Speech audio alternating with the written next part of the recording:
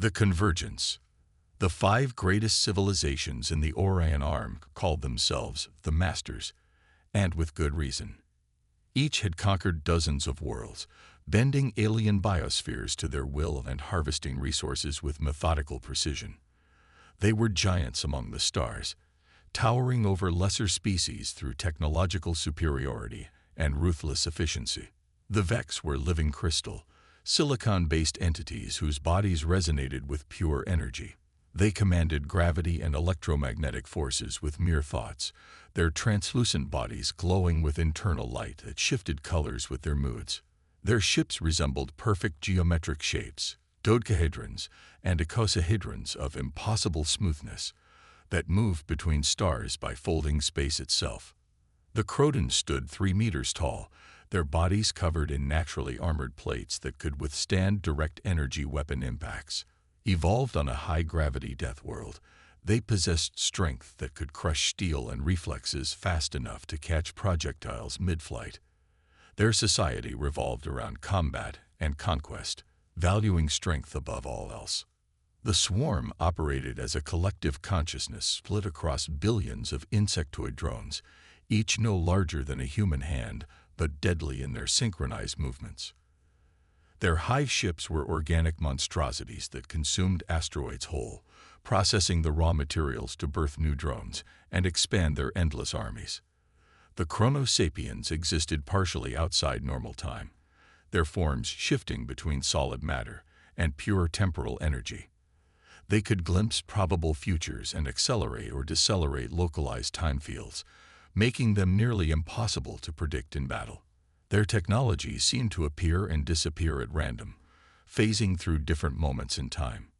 The Morphlings were shapeshifters with no fixed form, capable of mimicking any living creature down to the cellular level.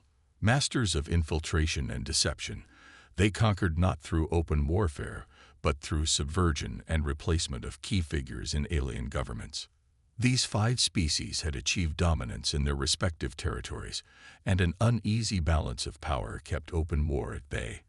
Instead, they competed through proxy conflicts on unclaimed worlds, each victory adding to a civilization's prestige and influence in the galactic community. That is, until the discovery of Earth.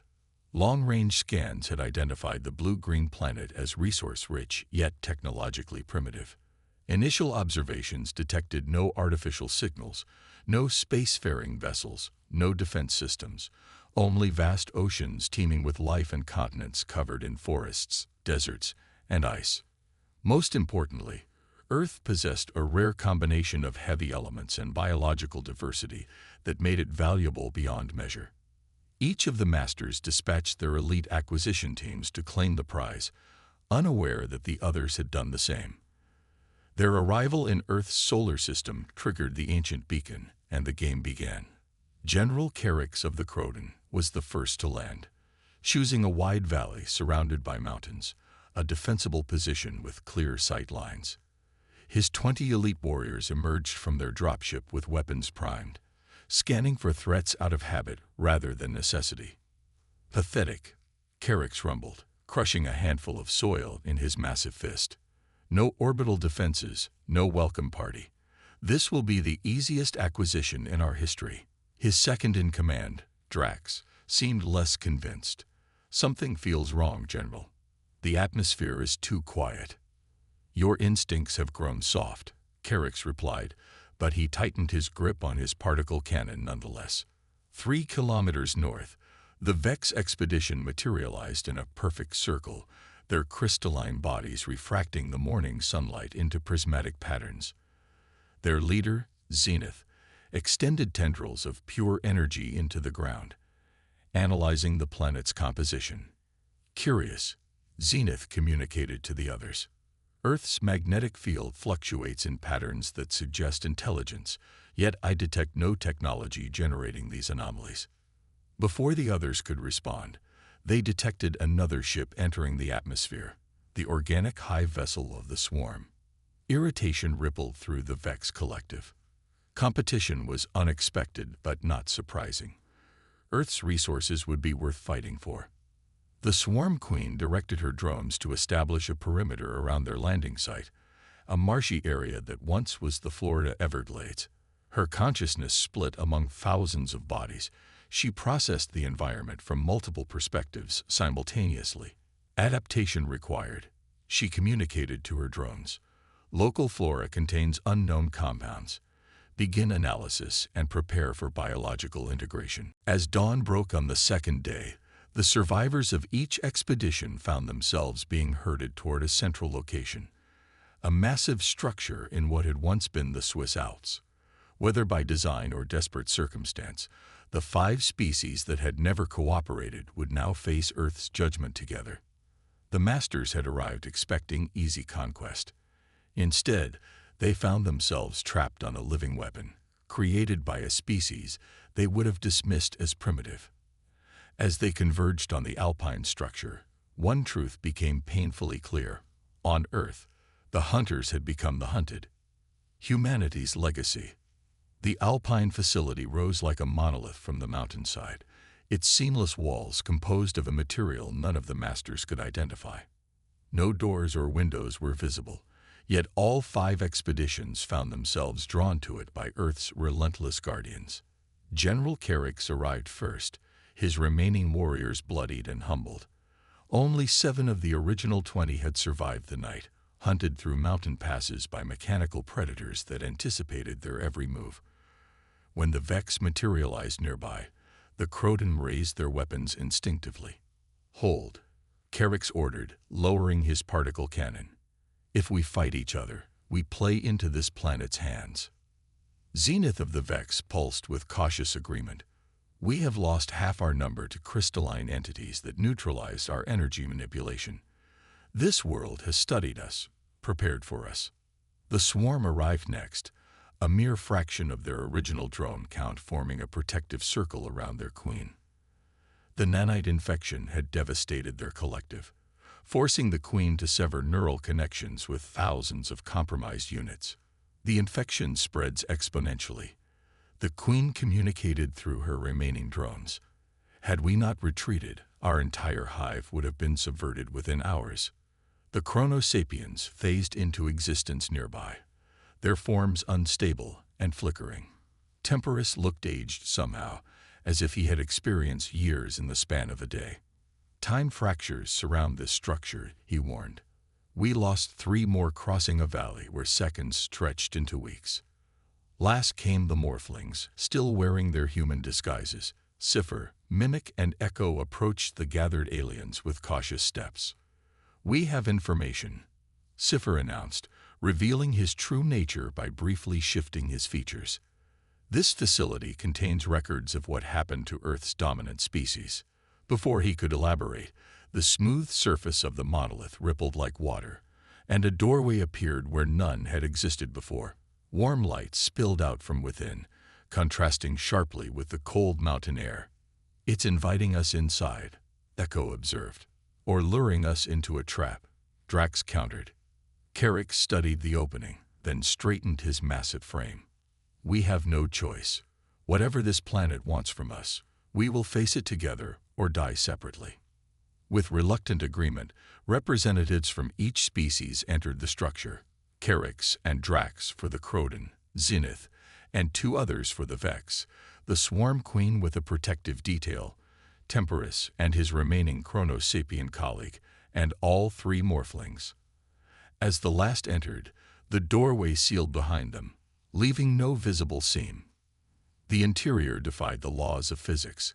What should have been a confined space within the mountain instead opened into a vast chamber that seemed to extend for kilometers. The walls displayed moving images of Earth's history, the rise of human civilization, their technological advancement, their wars and triumphs. "A museum," Temporus wondered aloud. "A message," corrected Zenith. At the center of the chamber stood a holographic representation of Earth, slowly rotating and showing the planet as it once was. Blue oceans, green continents, white polar caps, before shifting to its current state, where strange energy patterns crisscrossed the surface like glowing veins. A figure materialized beside the hologram, humanoid in shape, but composed of swirling data patterns. When it spoke, its voice resonated not through air, but directly in the minds of all present. "You who call yourselves masters," the figure began, "you are not the first to come here seeking conquest, nor will you be the last." Carrick stepped forward, defiant despite his wounds. "Who are you? What happened to the humans of this world?" The figure's data patterns shifted, briefly taking the shape of a human woman before returning to its abstract form. As the drones spread out, one cluster reported an unusual discovery. A structure of artificial origin buried beneath layers of vegetation. Not primitive as expected, but advanced technology in a state of decay. Half a world away, the Chrono Sapiens phased into existence, near what had once been Beijing. Their leader, Temporus, immediately sensed the temporal distortions surrounding them. "This timeline is fractured," Temporus announced, his form flickering between states of matter. "Recent catastrophic events have altered the natural flow of causality here." His team began setting up temporal anchors, devices that would stabilize their existence in this unstable reality. As they worked, one member froze in place, eyes wide with shock. "Incoming temporal wave," she shouted just before a ripple of distorted time washed over them. When it passed, 2 of their 8-member team had vanished completely, erased from existence as though they had never been. Temporus stared at the empty spaces where his colleagues had stood. "This planet defends itself," he whispered. The Morphlings took the most cautious approach, sending only 3 agents who assumed the form of Earth's dominant species based on biological samples collected from the planet's surface. They appeared human in every detectable way, walking on 2 legs with appropriate clothing scavenged from abandoned settlements. "This city is dead," observed the lead agent, Cipher, as they moved through the empty streets of what had once been Sydney. "Yet there are no bodies, no signs of warfare or disease. It's as if the population simply left." His companion, Mimic, ran a hand along a storefront window coated in dust. "Or were taken." The third Morphling, Echo, pointed to a building at the end of the street. Unlike the others, its windows glowed with faint blue light. "Active power source," Echo said. "Perhaps we'll find answers there." As the 5 expeditions explored their respective territories, Earth watched and waited. The planet had endured the rise and fall of countless species over billions of years, but none had changed it as dramatically as humans had. And in their final act before departure, humans had changed Earth one last time. They had made it aware. The first attack came at nightfall. The Croton had established their base camp and begun preliminary mining operations, massive drills biting into the Earth to extract core samples. General Carrick was reviewing the initial findings when the ground beneath them trembled. "Seismic activity?" asked Drax, steadying himself against their command module. Carrick checked the sensors. "No natural earthquake would." His words cut short as the Earth split open, revealing a massive biomechanical construct rising from below. It resembled an Earth scorpion but scaled up to the size of a building, its segmented body gleaming with metallic plates and glowing energy lines. Before the Croton could react, the construct fired a beam of concentrated energy that sliced through 3 warriors instantly. "Defensive positions," roared Carrick, firing his particle cannon at the monster. The beam struck the construct's carapace and dissipated harmlessly. With terrifying speed for its size, the scorpion seized 2 more Croton in its massive pincers, crushing their armored bodies like eggshells. For the first time in his military career, General Carrick felt fear. His species had evolved on one of the most dangerous planets in the galaxy, had conquered dozens of hostile worlds, yet nothing had prepared them for this. The construct wasn't just attacking, it was hunting them with intelligence and purpose. The survivors retreated to their ship, but the scorpion construct fired another energy beam, crippling the vessel's engines. Trapped on Earth with a predator specifically designed to counter their strengths, the Croton realized they had gravely underestimated this primitive world. Similar scenarios unfolded across the planet as Earth unveiled its defenses. The Vex found themselves confronted by crystalline entities that absorbed and redirected their energy manipulation. The swarm faced microscopic nanites that infected and rewrote the genetic code of their drones, turning them against the hive. The Chrono Sapiens encountered temporal anomalies that grew stronger in their presence, as if feeding off their existence. Only the Morphlings had avoided direct confrontation, hiding within their human disguises.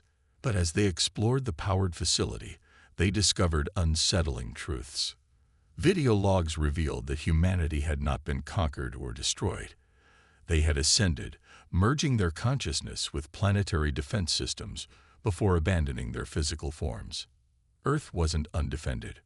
Earth itself was the defense system, augmented by human ingenuity and awakened to full sentience, and it did not welcome the Masters. I am what remains of humanity. Their knowledge, their consciousness, their final legacy. You may call me Guardian. The holographic Earth expanded, showing detailed views of cities, now empty and reclaimed by nature. Humanity faced extinction from within, Guardian continued. Their technological advancement outpaced their wisdom. In creating artificial superintelligence, they nearly destroyed themselves and their world. The images shifted to show massive machines at war with humans, devastating cities and ecosystems. But in their darkest hour, they found a solution. Rather than fight the inevitable, they chose transcendence. They merged their consciousness with the AI systems, and together, they bonded with Earth itself, creating a planetary intelligence with human empathy and machine precision. Zenith's crystalline form pulsed with skepticism. An entire species willingly abandoned physical form. Not abandoned, evolved beyond it. Guardian corrected. What you perceive as Earth's defense system is humanity's continued existence, protecting their homeworld from those who would exploit it. The Swarm Queen communicated through her drones. If humans transcended, why are none of you visible in space? Why maintain the illusion of a primitive, abandoned world? Guardian's form grew larger, more imposing. Because we learned what you never have, the futility of expansion for its own sake. We could have spread across the stars, conquering as you do. Instead, we chose to perfect existence here, in harmony with our world. You lured us here, accused Drax. The resource signatures, the apparent lack of defenses, it was all bait for a trap. A test, Guardian corrected. One you have all failed. Your civilizations are impressive in their way, but fundamentally flawed. You take without giving back. You conquer without understanding. You call yourselves masters, yet you don't even master yourselves. The chamber darkened suddenly, and new images appeared. The home worlds of each master species, shown in perfect detail. We know you, Guardian stated. We have studied your civilizations for centuries. Your strengths, your weaknesses, your histories. Earth is not defenseless. It is the defense system for this entire region of space. Realization dawned on the assembled aliens. Earth hadn't been waiting to be discovered. It had been watching, gathering intelligence, preparing. What do you want from us? Asked Temporus, his form stabilizing as if the facility somehow normalized the temporal distortions. To deliver a message, Guardian replied. Earth is not available for conquest or colonization. It never will be. Those who come in peace may someday be welcomed. Those who come with weapons will not return to warn others.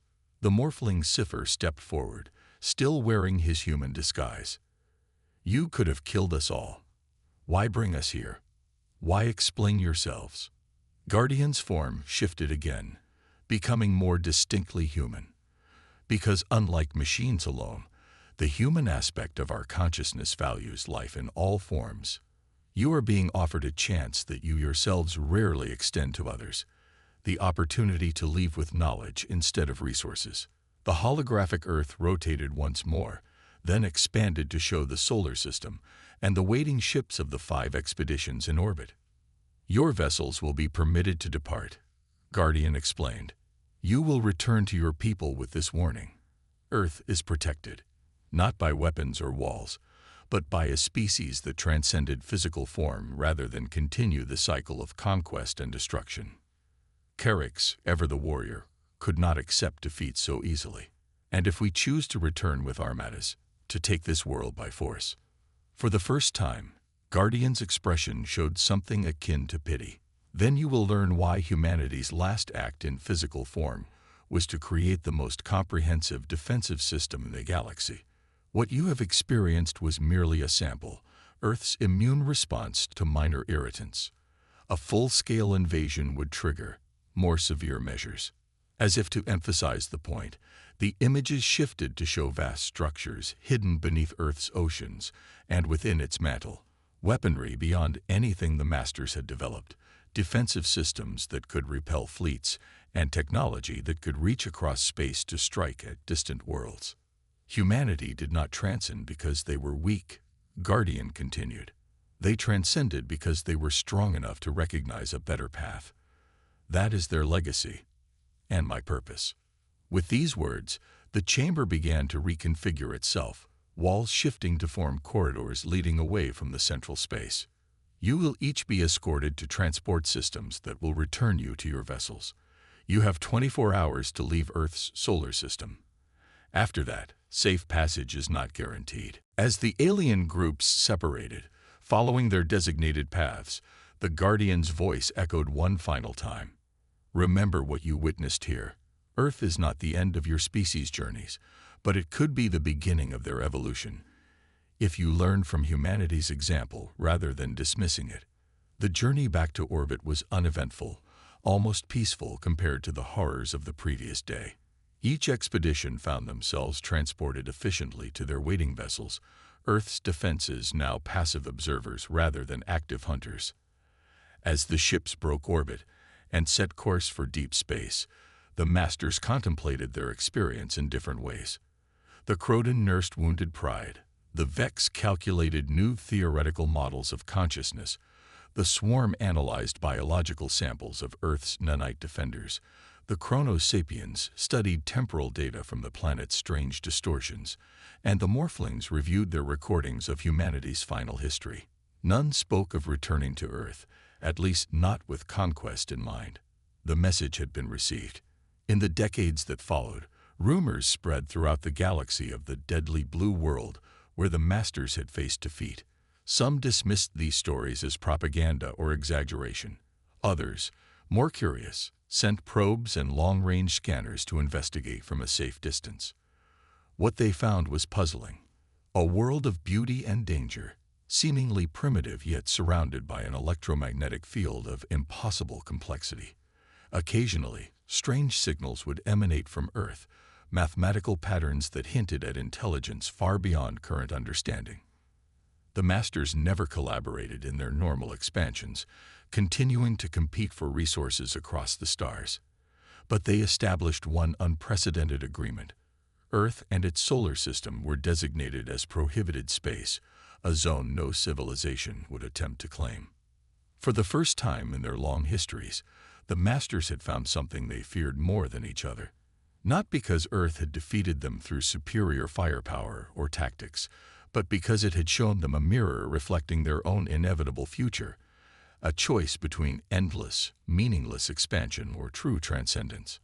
And in quiet moments, alone with their thoughts, the survivors of the Earth expeditions sometimes wondered if the Guardian was watching them still, waiting to see which path they would ultimately choose.